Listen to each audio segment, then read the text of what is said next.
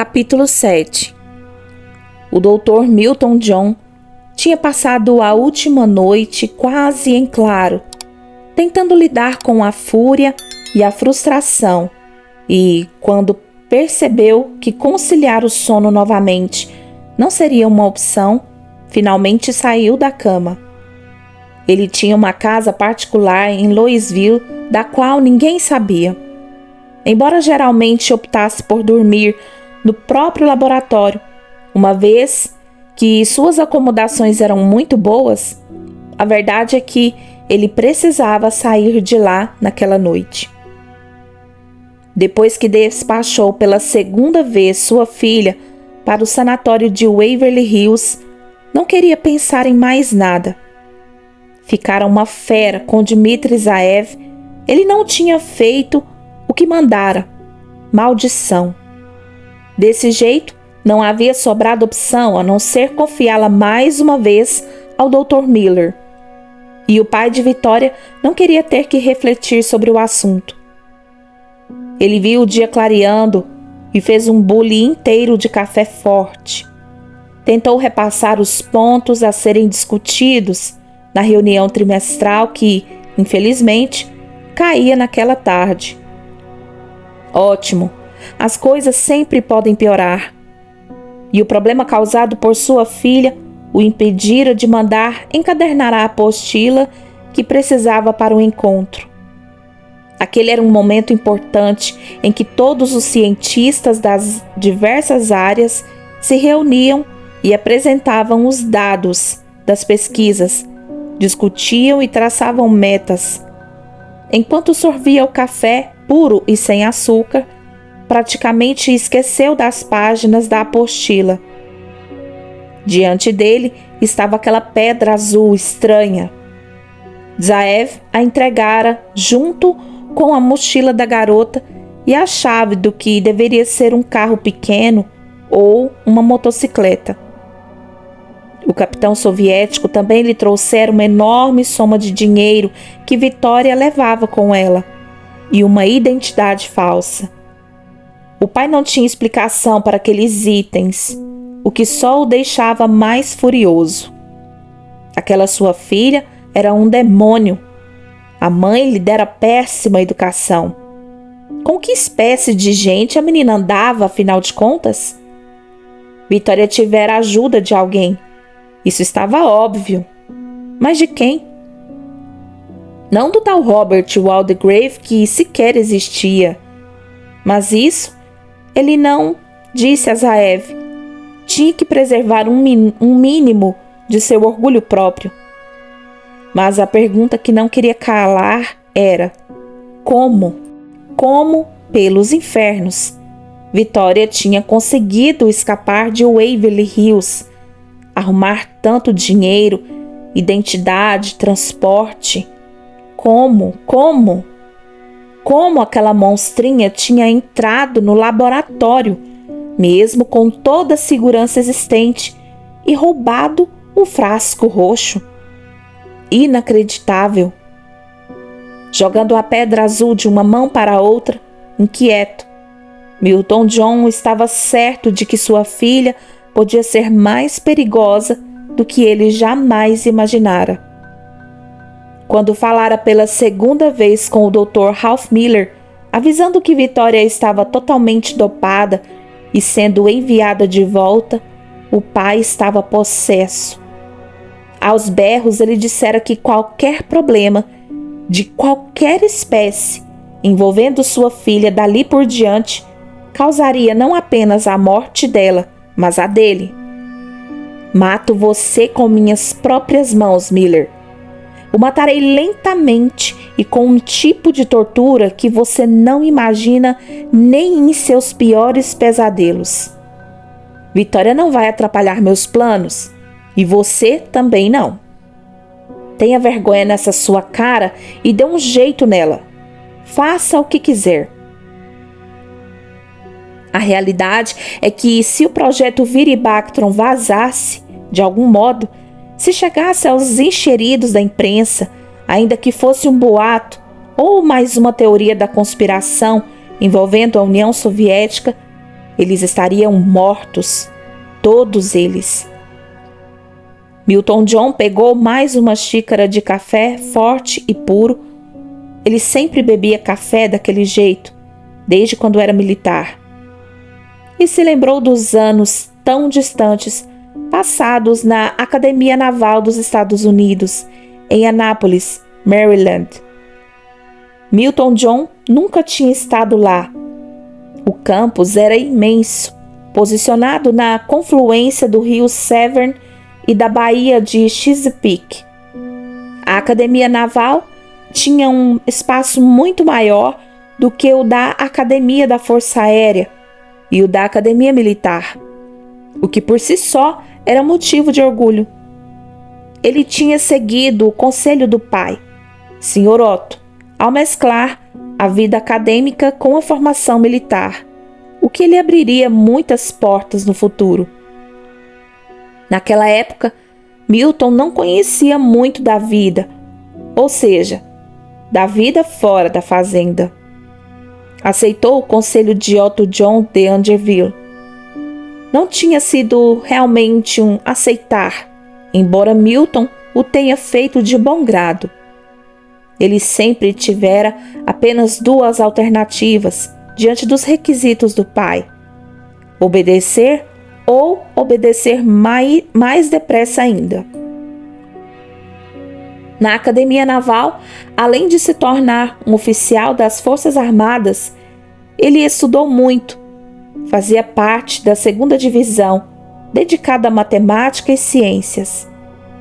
Aos 21 anos, em 1937, Milton John passou a integrar o Marine Corps, o corpo de fuzileiros navais do qual queria muito fazer parte. Desde o primeiro ano na academia, Milton percebeu que era talhado tanto para o serviço militar quanto para a ciência, o que foi bem gratificante. Milton John estava sentado diante de sua escrivaninha de trabalho, de onde tinha uma vista muito bonita de campos nos arredores do sol nascente. Pegou uma pequena chave de dentro de uma caixa antiga de charutos e abriu a primeira gaveta da escrivaninha.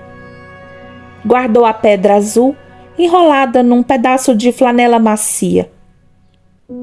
Ele tinha algumas relíquias naquela gaveta, como aquele selo antigo que ele havia prensado entre duas folhas de vidro. A Academia Naval recebera uma homenagem do Correio dos Estados Unidos da América, um carimbo comemorativo que exibia 2 dos refinados uniformes da escola, um dos mais antigos e outro atual, com um emblema da Academia Naval no centro. Havia saído em 1937. Quando Milton se formou na academia, antes de cumprir suas obrigações de serviço como marine, Milton seguiu no outono de 1939 para a Escola de Medicina da Universidade Johns Hopkins, conforme o programa militar lhe permitia. A Johns Hopkins era a primeira universidade de pesquisa dos Estados Unidos, e Milton John era primeiro tenente do Marine Corps nessa época. Ele segurou nas mãos uma insígnia dos Marines e a olhou com cuidado, passando outra flanela para limpá-la bem. Ao lado deste, havia uma insígnia NCDU, uma insígnia UDT, uma insígnia SEAL, uma insígnia da CIA. Os estudantes da Johns Hopkins corriam atrás de notícias da Segunda Guerra. A América acompanhava a reticência dos Estados Unidos a entrar em combate e as sanções econômicas impostas ao Japão, que estava unido às forças do eixo, interessado em expansão territorial. Alguns amigos de Milton John se alistaram imediatamente após o ataque a Pearl Harbor, em dezembro de 1941. Jamais, nem em sonho, se conceberia um ataque como aquele em solo americano. Milton John se lembrava do horário exato em que ouviu as notícias e viu as imagens. Nunca mais saíram de sua cabeça. Os malditos japoneses, no mais estrito sigilo, lançaram-se contra a principal base americana no Pacífico, usando 400 aeronaves que tinham partido de meia dúzia de porta-aviões, a apenas 350 quilômetros do alvo. Seu objetivo era aniquilar a frota norte-americana para posteriormente conquistar o Sudeste Asiático. Mesmo assim, o ataque não cumpriu totalmente seu objetivo. Houve, de fato, destruição de parte da frota de Pearl Harbor, mais de 2.400 mortos, além de 1.000 feridos. E parecia ter sido uma tremenda vitória da marinha japonesa. Mas o Japão subestimou seu inimigo, imaginando ter o poder necessário para enfrentar uma guerra a longo prazo com os Estados Unidos. Pearl Harbor ferveu o sangue dos americanos, mas especialmente daqueles imbuídos da nobre missão de defender sua terra natal. Milton e seus amigos já estavam se preparando quando o Sr. Otto apareceu em pessoa na universidade e impediu o filho de fazer as malas. A sós, Milton John implorou ao pai que o deixasse unir-se às Forças Armadas dos Estados Unidos, que o deixasse servir a sua pátria como marine, que o deixasse cumprir sua missão. Há quase 130 anos, os Estados Unidos não eram atacados em seu próprio território. O país estava em polvorosa naquele dia. Roosevelt falava do que chamou de Dia de Infâmia, e o Congresso declarou oficialmente guerra ao Japão um dia após o ataque, sendo seguido pela Grã-Bretanha. 3 dias mais tarde, a Alemanha entrou em guerra contra os Estados Unidos. Apesar do desespero do filho em embarcar o mais depressa possível, Sr. Otto não arredou o pé, nem foi condescendente. Aquela tinha sido a primeira briga séria entre os dois, e Milton não teve uma alternativa senão obedecer ao pai e continuar os estudos. Ele poderia ter se alistado do mesmo jeito, mas o pai o ameaçou tão severamente com castigos capazes de arruinar sua vida e carreira. Então Milton arrefeceu. Sr. Otto repetiu ao filho: "Não seja tão idiota. Vocês vão morrer como camundongos no furor desse desejo de vingança. Não se preocupe, você vai servir sua pátria, mas de outro modo." Milton John estava furioso. Outro modo? Outro modo? Como? Com todo o ardor da juventude, não entendia qual seria o outro modo. O que era mais importante do que aquele momento? Naquele inverno de 1941, a relação pai e filho ficou cortada. Milton quase não saiu da Johns Hopkins, mergulhado no trabalho e no estudo. Não era isso que devia fazer, pois que fosse. Não queria aparecer na fazenda por nada, nem para a ação de graças, nem para Natal, nem para nada. Em 1943, contudo, esse quadro mudou. Os estudos tiveram que ser interrompidos temporariamente. Milton estava no 4º ano da escola de medicina, mas a guerra no Pacífico era terrível e sangrenta demais. As notícias, quando chegavam, não eram tão boas quanto esperado. O jovem oficial do Marine Corps Milton John de Angerville foi convocado para a base naval de treinamento anfíbio, localizada em Fort Pierce, na Flórida. A Fort Pierce Naval Amphibious Training Base. Milton John preparou sua bagagem. Agora seu pai não poderia fazer nada. Ele tinha que obedecer à convocação das Forças Armadas dos Estados Unidos. E partiu vendo sangue nos próprios olhos. Milton John não estava com medo do treinamento em Fort Pierce. Ele havia se mantido bastante ativo fisicamente naqueles anos.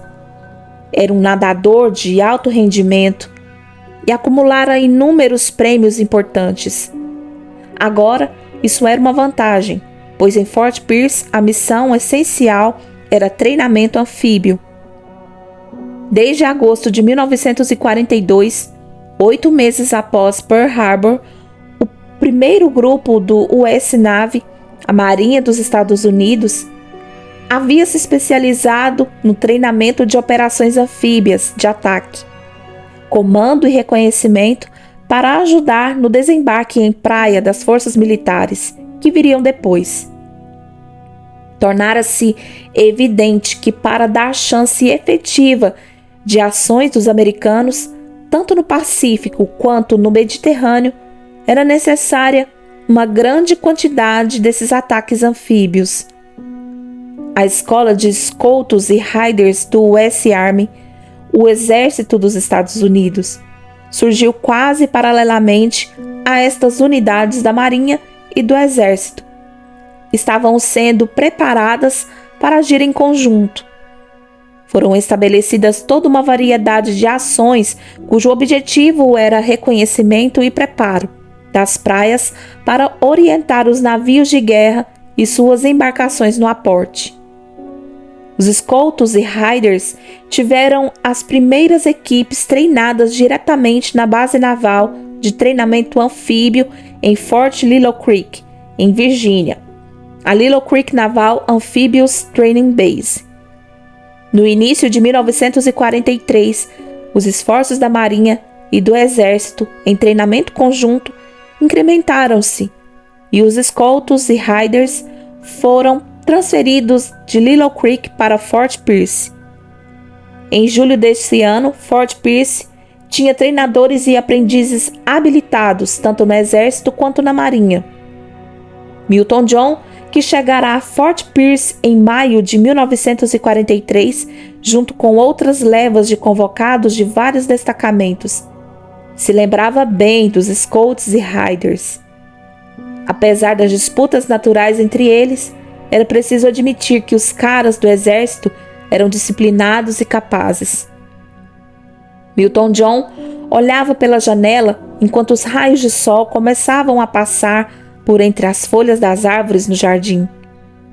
Daquele jeito, lembrava vagamente o sol da Flórida, quando amanhecia na base e eles já estavam na ativa. O treinamento tinha enfoque físico muito intenso, que incluía muita corrida de obstáculos, natação, trilhas, calistenia, combate corpo a corpo, havia artilharia, aulas de sinalização e rádio, LO, PT e bem mais, como se recordava Milton John, era o treinamento anfíbio. LIG, PT já era doloroso. Era um doloroso que podia derrubar até os mais fortes. Quase tudo envolvia carregar pesos, tanto sozinho quanto em grupo. As malditas toras que precisavam carregar o tempo todo. E a calistenia, muito peso e pressão aplicada no corpo. Muitos isométricos, muitos agachamentos com carga, flexões e abdominais. Em suma, eles se fodiam muito. Tinham que aumentar a massa muscular e a força física, melhorar a resistência, a mobilidade, flexibilidade e o equilíbrio. Os que mais se destacavam nos treinos eram homens excepcionalmente atléticos, corajosos e de espírito aventureiro. Milton John foi muito desafiado, mas notou que seu histórico de natação fazia dele um marine muito forte em vários quesitos. Sorvendo café quente ao máximo, ele se lembrou daqueles dias. Às vezes sentia falta, principalmente do companheirismo e do trabalho em conjunto, dos irmãos de armas, dos amigos que eram mais próximos que irmãos e daqueles que se foram cedo demais. Milton John preferia se lembrar menos, pois doía menos. Estava distraído do ambiente de sua casa. As lembranças daquele ano de 1943 se tinham posto vívidas. Quase podia ser mais uma vez Fort Pierce e as fileiras eternas de rapazes alinhados. Apenas 3 semanas após sua chegada, o contra-almirante Draper Kaufman estava em Fort Pierce. Sua tarefa: formar as primeiras unidades navais de demolição de combate, ou simplesmente NCDUs. Uau! A visão de Kaufman era épica. O sujeito se tornara um expert na linha de eliminação de bombas e minas inimigas e fora literalmente arrastadas às pressas ao Havaí após o ataque japonês a Pearl Harbor. Ele conseguiu desarmar uma bomba inimiga que tinha sido recuperada intacta e que se tornou objeto de estudo. Isso rendeu uma Cruz da Marinha a Kaufman. Imediatamente após, em janeiro de 1942, foi-lhe dada a missão de organizar a Escola de Eliminação de Bombas Navais dos Estados Unidos, no Washington Navy Yard. Ele implementou uma escola semelhante para o Exército, dessa vez em Aberdeen, Maryland. E então, ele estava bem ali, em Fort Pierce. Kaufman escolheu os homens da primeira turma de seu curso, dentre os quais estava Milton John. Os escolhidos chamaram o curso condensado de Log PT, de Kaufman, como Hell Week, um torturante período de instrução tão frenético que exauria física e psicologicamente a maior parte dos alunos. Já se falava em treinamento SEAL nessa época. Foi de Fort Pierce que esse termo surgiu, ainda antes de efetivamente ser criada a divisão SEAL da Marinha no pós-guerra. Como Kaufman dizia, aos gritos, os aspirantes SEALs tinham que sobreviver ao treinamento. Ponto final. Caso contrário, adeus, seus maricas.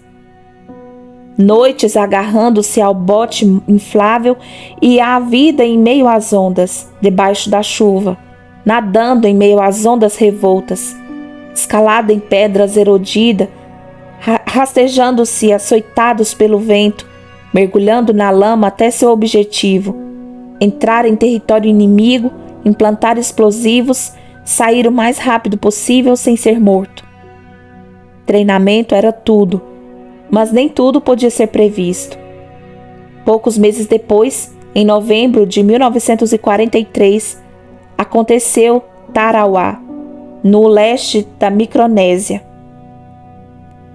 Milton John não participara da ação, por estar ainda em treinamento, mas ainda podia sentir o clima calamitoso e muito silêncio. Aquilo pesou fundo em todos de Fort Pierce.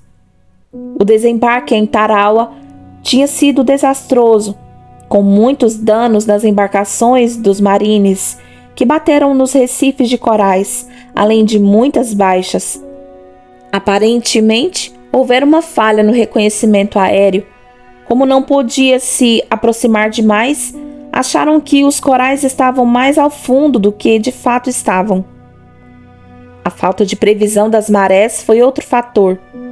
Na maré baixa, os recifes se tornavam extremamente perigosos e não davam passagem, exceto por alguns canais estreitos. Tinha ocorrido uma maré baixa incomum entre as diversas ilhas, a chamada Neap Tides. Foi algo que não podiam prever, já que as maiores Neap Tides ocorreram no primeiro e no terceiro trimestre do ano, e era novembro. Assim, embora a primeira onda de desembarque tenha sido bem sucedida e as embarcações Anthrax tenham cruzado os recifes, os marines da segunda leva encalharam e tiveram que abandonar as embarcações e mais de uma ilha da costa em águas profundas. Tiveram que descarregar todo o material, nadar e se enfiar pelo meio dos corais debaixo da artilharia pesada dos japoneses. Muitos se afogaram ou foram mortos antes mesmo de chegar à praia. Mas o desastre não terminava aí. Os marines dos Anthrax, sem os esforços da segunda leva, sofreram grandes perdas na praia. Foi uma lição dolorosa que não permitiriam repetir. Eles tinham aprendido a manter o pensamento positivo, acima de tudo, indo de encontro às soluções, sem levar em conta a aspereza de todos os obstáculos. O verdadeiro credo americano. Os mais corajosos são, certamente, aqueles que têm a visão mais clara do que está diante deles. Glória e perigo iguais, e não obstante, saem para encontrá-la. Glória e perigo iguais. Como pregou Tucídides, um dos generais de Atenas, mais de 400 anos antes da era cristã. Após Tarawa, o contra-almirante Kelly Turner, comandante da 5ª Amphibious Force e o principal especialista em anfíbios da Marinha, transferiu um grupo de 30 oficiais e 150 homens imediatamente para a Amphibious Training Base, em Maui, no Havaí. O novo núcleo de treinamento numa base experimental em Kihei, em Maui, esta fica ao lado da Amphibious Base Kamaole, também em Maui. Era ainda um pequeno grupo, mas depois o almirante ordenou a formação de mais 9 equipes. Elas ficaram conhecidas como UDTs do Pacífico, ou The Underwater Demolition Teams, ou Unidades de Demolição Subaquática. As 2 primeiras UDTs estavam prontas em dezembro de 1943, logo após Tarawa, tendo em média 16 oficiais e 80 homens cada. Milton John e alguns amigos próximos, todos nadadores de elite e recém-formados NCDUs, foram escolhidos de Fort Pierce para o Havaí. Na nova base, e além dos Marines e dos Scouts e Riders anfíbios que vieram de Fort Pierce, havia graduados dos Seabees, do Exército e outros comandos NCDUs. Eles foram lançados num extenuante treinamento e estavam constantemente, 24 horas por dia, sob avaliação. A UDT era uma força de elite com um propósito especial e o treinamento era de 6 semanas. Tinha ficado claro que, se não houvesse um modo real de identificar os obstáculos naturais, os obstáculos colocados como armadilhas pelos japoneses, e eliminá-los com eficácia, as futuras invasões anfíbias dos Estados Unidos estariam seriamente comprometidas. Sendo assim, a principal função dos UDTs era reconhecimento e remoção de obstáculos naturais ou artificiais das praias, antes dos desembarques anfíbios. As UDTs 1 e 2 treinaram apressadamente para o ataque à ilha Jalen, em 31 de janeiro de 1944, ocupada pelos japoneses. Jalen fica a 3.900 quilômetros de Honolulu, no coração das Ilhas Marshall. Milton John sorriu por dentro. Essa ilha agora abrigava uma grande base militar americana, instalada depois da Segunda Guerra Mundial. As 2 grandes massas terrestres em Ilhas Marshall eram exatamente Jawalem ao sul e as ilhas ligadas a Roinamur ao norte. O almirante Turner e as primeiras UDTs anfíbias estavam sob intensa pressão. Não podia acontecer uma repetição de Tarawa em Jawalem. Eles precisavam mapear cada coral e quaisquer obstáculos que os japoneses pudessem ter colocado próximo à costa durante o reconhecimento. Procedimento padrão. A missão se resumia a realizar o trabalho a qualquer custo, se necessário, dispensando regras militares. Cada equipe de 2 homens se aproximaria da praia num barco de borracha, já com pouca luz do dia, trajando uniformes completos que incluíam o capacete de metal, botas e coletes salva-vidas. Foram 2 civis que, indignados por não conseguir fazer com que sua embarcação atravessasse os corais, resolveram se arriscar. Precisavam chegar perto o suficiente para verificar o trajeto e as condições da praia.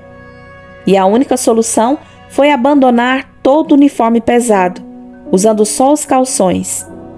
Nadaram entre os recifes por 45 minutos, sem serem detectados.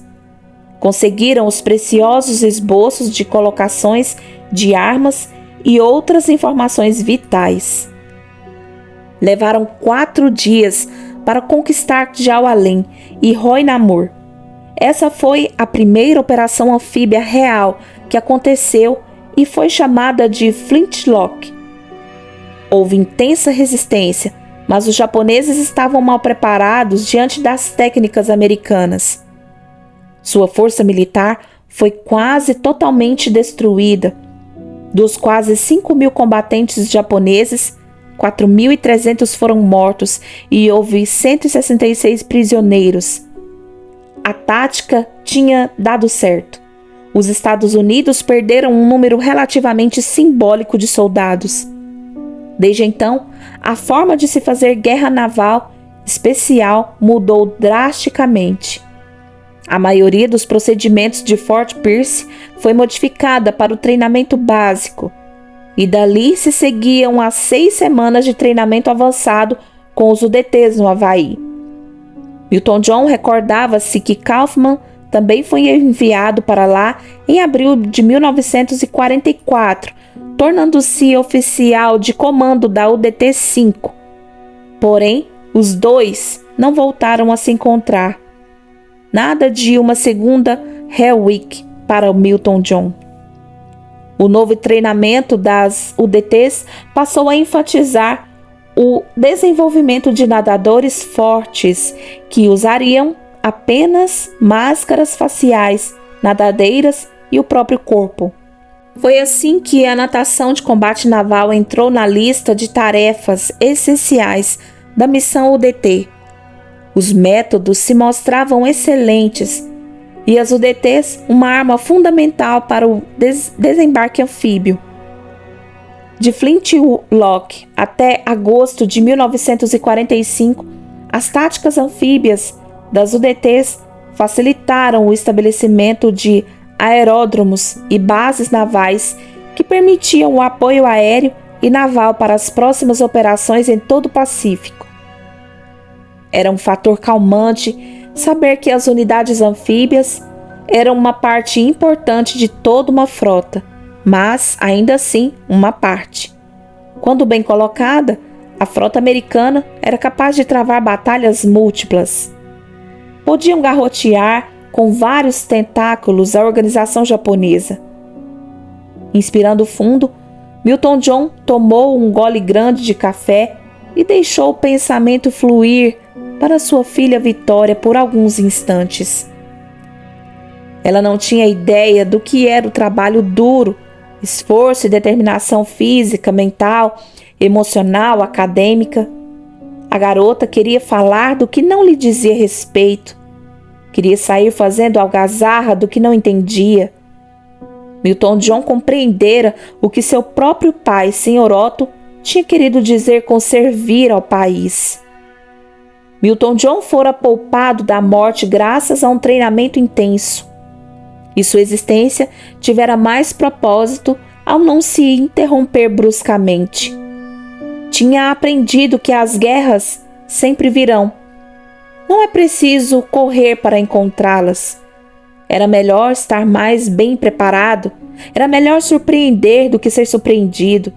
Havia sido melhor matar do que morrer. E continuava sendo, pois ele continuava trabalhando pela América e para a proteção do seu país. Sua filha não entendia e não tiraria tudo isso dele. Estava acostumado a ocupar lugares de honra, sempre em destaque, sempre no comando, em tudo. Ele se orgulhava disso, de suas origens e do trabalho que fizera, não apenas naquela época, mas agora, desde que estava à frente do projeto Viribactron. Gostava de imaginar que pertencia a um pequeno contingente de homens excepcionais que desde a Segunda Guerra se oferecia às mais diversas tarefas. Agora Milton John vinha ouvindo novamente os rumores sobre as focas, os SEALs, em função do atual conflito no Sudeste Asiático. Antevia-se de novo uma guerra não convencional. Estes SEALs da Marinha seriam um novo grupo de combate de elite, não tão novo assim, já que quem ingressava tinha treinamento espelhado no de antigos UDTs, os Scouts e Riders e os NCDUs, forças especiais que surgiram ou se especializaram durante a Segunda Guerra. Além dos operadores marítimos, do Escritório de Serviços Estratégicos, o OSS, da mesma época. A nova força de combate estava sendo treinada para operar em todos os ambientes e sob qualquer clima, mar, ar e terra, Sea, Air e Land, ou SEAL. Desde o deserto fervente até as áreas congelantes, passando pela selva úmida, exatamente o que esperavam os soldados do Vietnã. Milton John sentiu uma certa nostalgia. Não sentia saudades da guerra, mas do companheirismo que dificilmente se encontra fora de um time militar de elite. Tinha valido a pena, mesmo que por pouco tempo. Aqueles eram os melhores amigos que tivera na vida. Milton John olhou para uma réplica da futura insígnia que estava guardada na gaveta, ao lado das outras. A insígnia seria usada pelos SEALs. Teoricamente, os SEALs não existiam ainda, mas Milton John já conhecera a base secreta de treinamento da nova força. Ele estivera presente na cerimônia que homenageara uns poucos escolhidos dentre as Forças Armadas dos Estados Unidos, junto com alguns figurões das elites política e militar do país. Os oficiais que receberam homenagem naquela noite tinham se revelado excepcionais durante seu serviço na Segunda Guerra e na Guerra da Coreia, e agora se tornavam, assim como Milton John já era, agentes secretos da CIA. Eram os Homens Sombra, ou simplesmente The Shadows. Milton John rangeu os dentes de leve. O que tinha acontecido fora apenas mais uma missão recém-cumprida. Não se tratava de sua filha, mas de uma traidora dos Estados Unidos da América e de todos os ideais patrióticos pelos quais se empenhava dia a dia. Autodomínio em serviço à humanidade. Assim ele jurara, empunhando simbolicamente a espada da excelência diária. Perigo e glória iguais. Vitória tinha se transformado no perigo que ameaçava sua glória. A introjeção visceral daquele credo circulava em seu sangue, em seu cérebro. Tinha aprendido a conquistar seu tridente todos os dias, há muito tempo. Ele simplesmente a tinha eliminado.